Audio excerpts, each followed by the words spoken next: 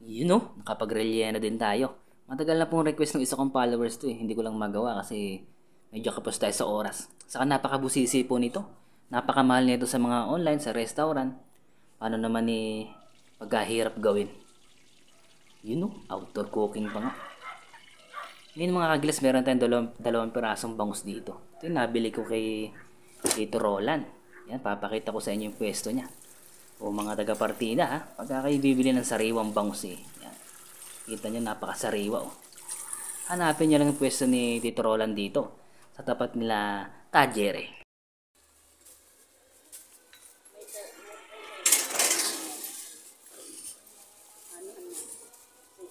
Kano rin dalawa?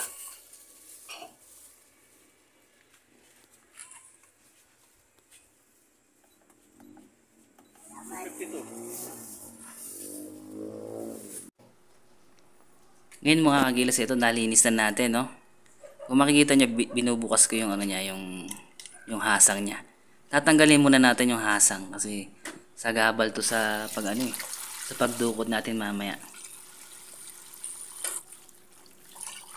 Yan, hinugasan natin. Medyo madugo, no? Kasi ito po yung sariwang sariwa, eh. Yun. Yan. Natanggalan natin yung hasang. Ngayon meron po tayo rito merong sandok tayo na mahaba. Yan. Hindi masyadong matalim yung dulo niya para hindi lumusot sa balat. Yun, ganyan. Halos mahaba pa sa bangus eh. Ngayon simulan natin dito sa parteng gilid. Yan. Makikita nyo sinasalaksak natin sa loob, no? Yan. Yun. Yan, kita nyo. Alalayan nyo lang kasi yan baka lumusot. Alam niyo na, pag nabutas yung balat, pangit na. Kaya kailangan yan, sasalat-salatin nyo. Dahan-dahan nyo yung pagtusok. Yun, oh. Pwede rin yung kawayan eh. Kawayan na kaya lang, medyo ginabe ko eh. Kawayan talaga yung plano kong gamitin eh. Kinapos tayo sa oras eh. Pero kung may sandok kayo na ganito, yan, pwede na yan. Basta hindi lang po matalim yung dulo. Importante naman hindi lumusot. Yan, nakikita nyo. Yan. Sisikwatin lang po natin yung paikot. Yan. Para humiwala yung laman niya do sa balat. Yan, nakikita nyo naman, no? Iyo. Yan, paikot po yan, ha? Medyo nagkamali pa nga ako dito, hindi ko natanggal pa yung kaliskis. Pero pwede naman po yan mamaya sa bandang huli natin tanggalin. Saka yung mga palikpik na yan, kailangan po itatanggalin natin yan. Iyan. Yan, dito yung medyo matigas yung dito sa bandang taas kasi may may tinik. Yun. Kita nyo kung gaano kahirap gumawa ng rellenong bangus. Yan. Ang madugo pa rito yung ang pinakaayaw ko talaga dito yung paghihimay ng tinik. Nakakaantok. Wala naman shortcut doon. Kaya kailangan tanggalin mo talaga yung mga tinik. Yan. Ngayon po mga kagilasi, ito. Kakaliskisan natin, no? Kasi nakalimutan natin eh. Tanggalin natin yung kaliskis. Ayan, natanggal ko na po yung kaliskis. Yan, malinis na. Flawless na yun. Ngayon mga kaglas, ito yung bandang buntot niya. Babaliin natin yung tinik niyan. Yan, para maputol na doon sa buntot. Ngayon, para makuha natin laman, pipigain natin yan. Yan, pataas. Iyo, kita nyo. Parang niluluwa yun. Kala mo sawa na no? May napanood ako parang yung sawa, sinusukan niya, kinakain niya, di ba? Sa sa YouTube. Yun. Yan, kita nyo. Lumabas na yung laman niya, no? Ito na. Yan. O, di ba? Basic. Yan. Ngayon, itong laman mga kagilas, tanggalin natin Tanggalin natin yung bituka dyan. Eto. Iyak. Iingatan nyo lang yung abdo. Mapait yun pagka napisa. Hugasan po natin mabuti, no? Iyan. Itabi lang natin mamaya may gagawin pa tayo. Okay. Meron pa tayong isa rito. Same procedure. Ulitin natin para baka yung iba hindi masyadong nalinawan Yan. Biyakin ko na rito ang bandang ilalim. Yan. Para madali kong makuha yung hasang niya. Pag natanggal natin yung hasang, hugasan natin at madugo Ngayon, sisikwatin natin dito. Dito tayo, kahit saan po kayo dyan magsimula. Yan. Yan. Sasalatin nyo lang na yung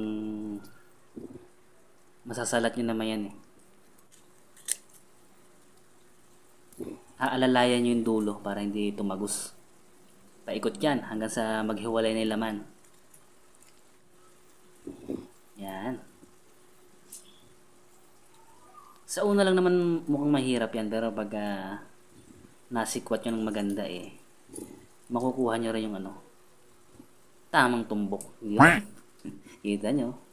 Yan. Tanggalan na yung bituka. Tapos hugasan. O diba? Madali lang naman po yan mga kagilas. Practice. Ngayon ito. Magpapakulo tayo ng tubig. Takpan natin. Gamit itong steamer na to. Yan. I-steam po natin yung laman, no? Hindi po natin ilalaga. Kasi pag nilaga natin, parang tatabang na no? Baka mapunta na doon sa tubig yung lasa ng bangus. Mas mainam. Itong paraan natin, naisip ko lang. Para kasing pwede namang i-steam lang kasi malambot naman yung bangus. Sa akin lasa niya, di ba? Hindi mo mawawala nandun lang. Ngayon yung mga sangkap natin, ready natin. Meron tayong bawang, tapos kalamansi, toyo, saka pamintang durog. Yun may bechin pa nga.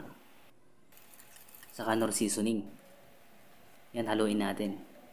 Ito gagamitin po natin pambaba dun sa sa balat para yung balat manood din yung lasa. Yan. Lagyan natin pati loob. Yan.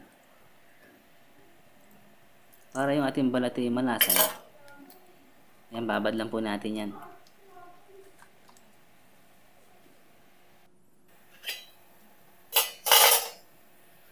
Ngayon, balikan po natin yung yung ating in-steam. Yun lambot O diba?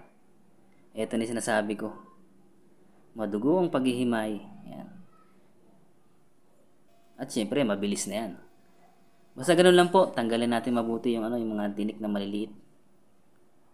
Ito yung mga sangkap natin, May pickle relish, yan, sibuyas, celery, bell pepper, pasas, meron tayong carrots, meron din tayong patatas. Hindi na po ako naglagay ng green peas.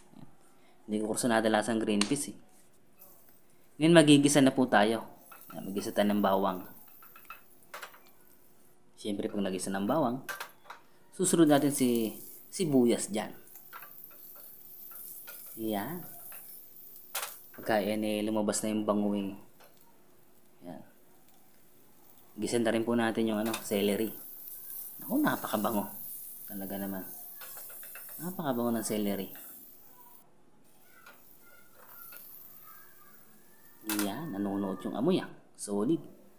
Ngayon mga kagilas, lagay na natin yung carrots, Kasi medyo matigas yung carrots. Kailangan mapalambot natin to. Hindi naman po yung malambot na. Medyo half cook. Yan. Kasi pag naipalaman na sa loob, matagal na lumambot yan. Siyempre, yung bangus saglit lang naman natin iprito. Nilagay na rin po natin yung patatas. Yan. Tubigan natin ng konti para may steam ng konti, malaga. Yan. Ngayon ilagay na po natin yung ating bangus, yung hinimay natin bangus. Naku, ang tagal ko na hinimay ito. Siguro kalahating oras eh. Ang daming tinik na maliliit. Yun lang po yung mahirap sa paggawa ng relleno. Paghihimay talaga ng tinik. Ngayon nilagay ko na po yung bell pepper. Sabay ko na rin yung yung pasas natin. Pasas po yung kulay itim na yan, medyo malalaki. Yan, nabibili lang din sa palengke. Ngayon atin na pong titimplahan ng magic sarap, yun. Nor seasoning. Konting oyster sauce. Yan. Pamintang durog po, maglalagay tayo. Konting asin. Oops. Ano ba yun? Konting asukal. Naglagay po tayo ng konting asukal. Yan na, mekos-mekos na natin yan, no? Yan. Huwag nyo lang kakamay na, mainit yan. Yan. Patayin na po natin yung apoy. Palalamigin natin yung bago natin lagyan ng ng harina sa itlog. Yan. Malamig na po ito, no? Lagyan natin ng harina konti. Saka dalawang itlog. Yan. Kaya po tayo naglagay ng konting harina para para hindi siya buhaghag. Ayan, ito na po yung ating pickle relish, no? Halo na rin natin. Ngayon mga kagilas ito. Bubusugin na natin yung ating bangus. Ayan, papalaman na natin sa loob. Ayan, gamit lang kayo ng kutsara na medyo maliit.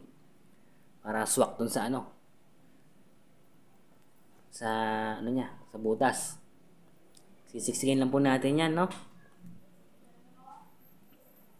Nga pala mga kagilas, kapag prito, magagawa ka ng relleno, huwag nyo masyadong siksikin kasi may tendency na sasabog yan eh. Pero kung oven naman, yun, okay lang kahit punong-puno. Pero meron tayong isang paraan mga kagilas na gagawin. Kahit punuin natin kahit siksikin natin ang laman hindi siya basta-basta puputok. Mamaya papakita ko po sa inyo. Iyan. Takaw, oh. Ang dami. Busog na busog ah. Ayan, ito na po yung yung napalamanan na natin. Ngayon yung isa mga kagilas, yan, ibabalot natin sa sa dahon ng saging. Ayan, ito yung sinasabi ko po sa inyo. Iba, punong-puno siya. Kumbaga, binusog natin ng husto. Ngayon po, para hindi siya pumutok, ibabalot natin sa dahon ng saging. Iya. Kita nyo. Pwede naman yung foil, kaya lang medyo masama raw yung may epekto raw kasi paggamit ng foil sa mga i-use tayo. Gamit tayo sa mas safe na paraan. Ngayon yung isa po nating bangus, lalagyan natin ng konting harina. Yan, para para naman hindi manikit sa sa kawali. Kasi pag nanikit sa kawali, naku po. Mahirap na pag yan. Pag yan pumutok lalabas na yung palaman niyan. Buwisit lang kayo. Ngayon ito na outdoor cooking Nagsiset up ng kagilas nyo. Meron tayong talyasi dito Yan.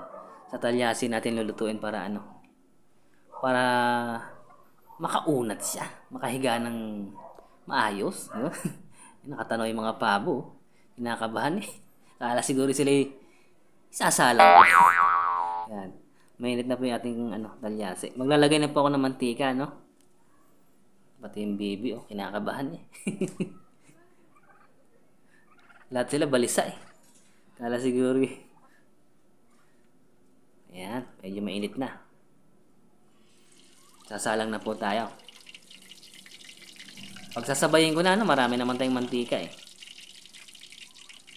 Yung isang kinot ng harina, yung isa naman binalot sa sa dahon ng saging. Mamaya titingnan natin kung anong alalabasan ng bawat isa. Kita nyo naman habang tayo busy nagpiprito yung mga alaga ko Busy rin na nakikusyoso. Isang bibi Ngayon mga kagilas, tatakpan natin Yan. Para maluto pati loob. Huwag nyo pong pakakalakasan ng apoy baka bumusarga yung inyong palaman. Yun. Nasa po tayo mga pala. Nasa Gilalas compound. Kita niyo naman, may ostrich pa dyan. No? Ayan. Ngayon, bibilingin na natin. Ang kabila naman. Yan. Maganda talaga pag nakabalot eh. Hindi ka kakabahan na sumabog. Yan yung isa kinakabahan ako bilingin eh. Alam nyo na, punong-puno oh. Kita nyo, ang hirap. Kapag may daon ng saging eh, safe na safe, no? Fast forward na tayo mga kagilas. Masyado lang mahaba yung ating video. Ito na yung kinalabasan, no? Yung pinirito. Ayan. Ito naman yung nakabalot. Ayan, bubuksan po natin yan para makita natin yung loob. Yan, ito. Parang mas maganda pa yung pagkaluto ng may dahon ng saging, no? Ganda, oh. Parang inoven, eh. Kita nyo po? Aww. Saka, ang bango niya. Yung dahon ng saging, yung aroma niya, ang bango. Parang amisuman, eh. Oh. Katakam.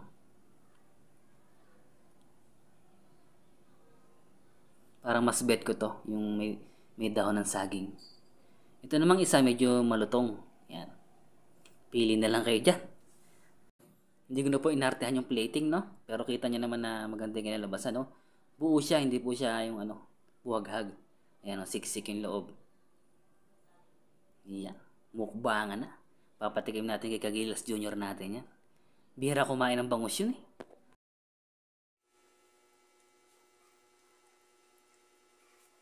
Wala tong tinik? Wala.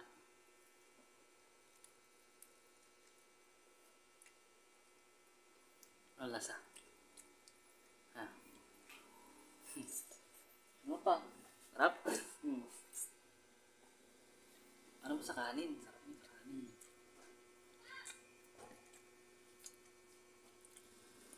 Walang tinik ka. Walang tinik yan, boneless yun. Aba, mukhang babanatan lahat ni Kagilas Junior, oh. Ganadong ganado eh. Para mga Kagilas, maraming salamat po sa panonood. Kahit medyo napahaba yung ating video. Kami kakain na. Thanks for watching. Hanggang sa muli.